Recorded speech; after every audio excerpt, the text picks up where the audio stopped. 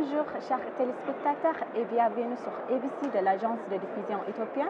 Actuellement, je me trouve ici avec le directeur central en charge de l'administration et de finances du Fonds de solidarité africaine avec Abdourahmane Diallo. Donc, on va aborder différents sujets. Restez avec nous.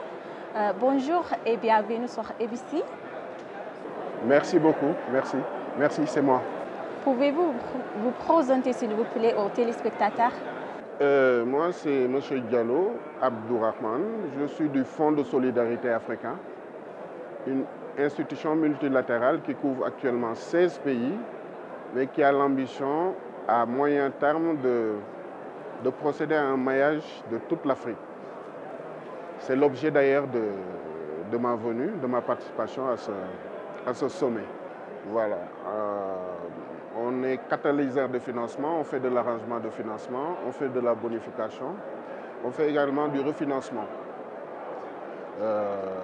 Notre périmètre actuellement se réduit aux 16 pays membres. Bon, ne pas perdre de vue que quand même, entre-temps, il y a 6 pays qui postulent, qui vont adhérer d'ici peu, d'ici la fin de l'année 2023. Mais on a plus d'ambition pour l'Afrique. Ce qu'on souhaite, c'est qu'une institution africaine comme la nôtre puisse à terme couvrir tous les pays. Pourquoi j'insiste sur cette spécificité africaine? C'est qu'une institution africaine, gérée par des Africains, qui reçoit ses orientations des dirigeants africains, est forcément plus flexible. Voilà, plus flexible et beaucoup plus à même de pouvoir adresser les problèmes et d'y trouver des solutions. Là, actuellement, tout le monde sait que certains secteurs actuellement en Afrique et des secteurs prioritaires manquent de financement.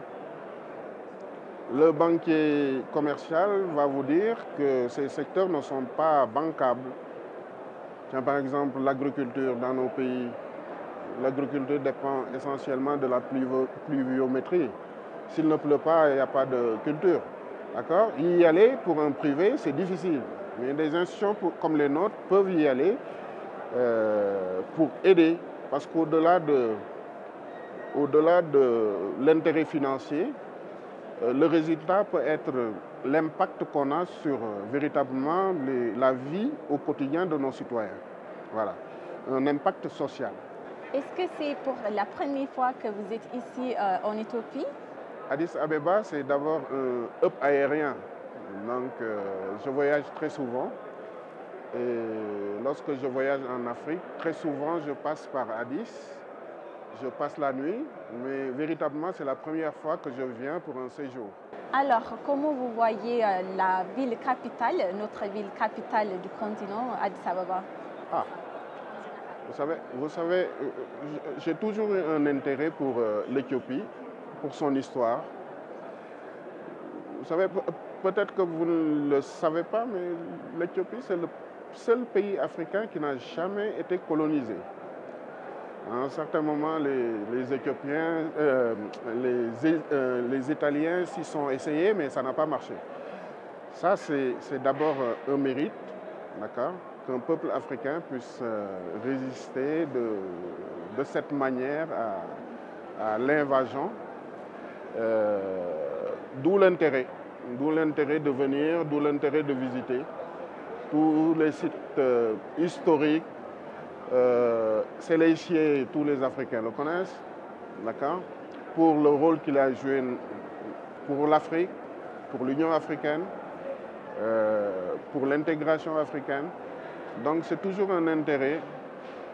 À chaque fois que je me lève, je suis avec mon chauffeur, on passe, déjà il me montre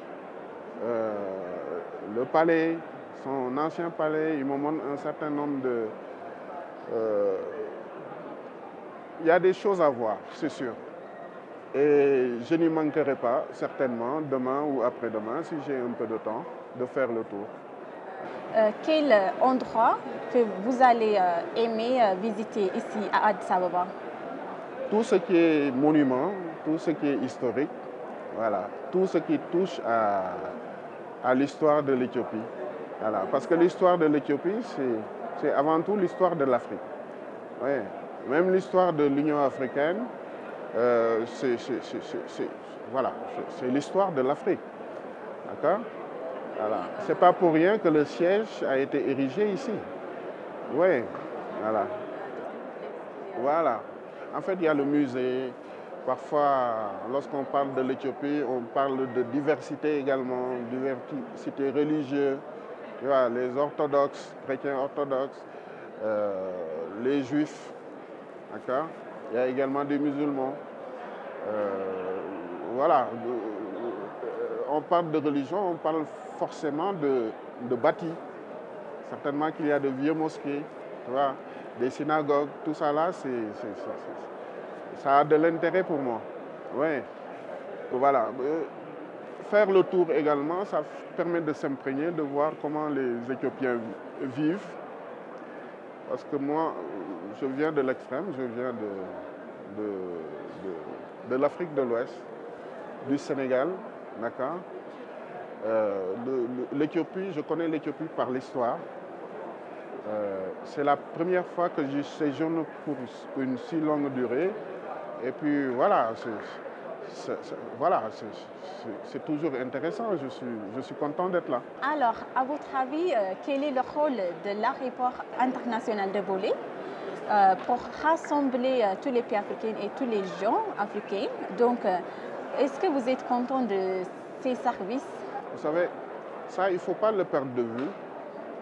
Pour l'interconnectibilité en Afrique, actuellement, on n'a que Ethiopia. D'accord? Avant, on avait Air Afrique, qui a malheureusement disparu. Là, au niveau de chaque sous-région en Afrique de l'Ouest, les gens tentent, mais on a plus des compagnies nationaux qui n'ont pas tellement d'envergure. Donc, pour se déplacer actuellement en Afrique, tout le monde est conscient qu'il faut passer par l'Éthiopie. D'accord? Et heureusement qu'il y a l'infrastructure. Parce qu'au-delà de l'aéroport, il y a tout ce qui tourne autour. Il y a les hôtels, il y a véritablement, tout est mis en œuvre pour que les déplacements en Afrique s'effectuent dans les meilleures conditions. Et pour cela, véritablement, on dit merci à l'Éthiopie. N'eût été éthiopienne actuellement, voilà, on ne pourrait pas, sauf à prendre Air France, aller jusqu'à Paris et puis revenir en Afrique. D'accord. Sous ce rapport, merci beaucoup. Voilà. Enfin, si vous avez des messages à transmettre aux téléspectateurs, surtout aux jeunes africains. D'accord. Il faut travailler. D'accord. Il faut travailler. Tu sais, le mérite d'un homme, ce n'est pas de naître riche, mais de se battre, de créer de la valeur, de grandir et puis de se retrouver à un certain niveau. Donc, il faut se battre, chacun à son niveau, en se disant qu'actuellement en Afrique, véritablement, l'espoir est permis. On peut. Si on veut, on peut. Voilà. Merci. Donc, on a terminé notre programme. Merci d'avoir accepté notre invitation. Non, c'est moi. C'est moi qui vous remercie.